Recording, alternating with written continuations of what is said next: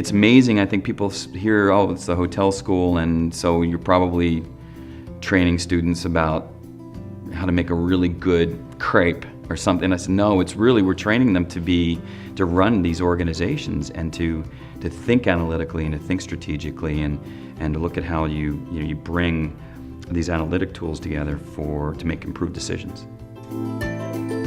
The hospitality field in general has become much more professional, using data to support a lot of their decision making.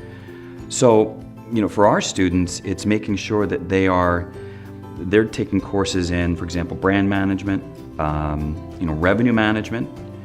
Whereas if you go back 10 or 15 years ago, a lot of pricing was done just kind of with a guess framework. Call around and let's see what the other hotels are charging, and then you price accordingly.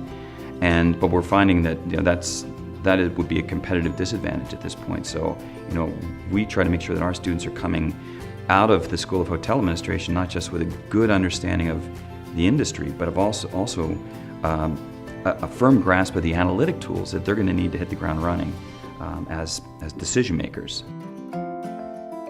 There are many companies that have emerged to help the small business person, whether it's online reputation management companies, or certainly companies that have solutions for revenue management, for how you integrate your pricing in your property management system.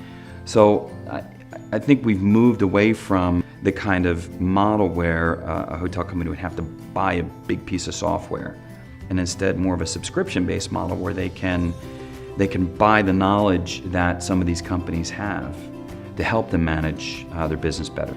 So I actually think the small mom and pop is in a much better position today than they were 10 or 15 years ago, because these tools are all available and most of them are scalable. So if they have X number of rooms, the pricing changes for them. So it's something that is more manageable.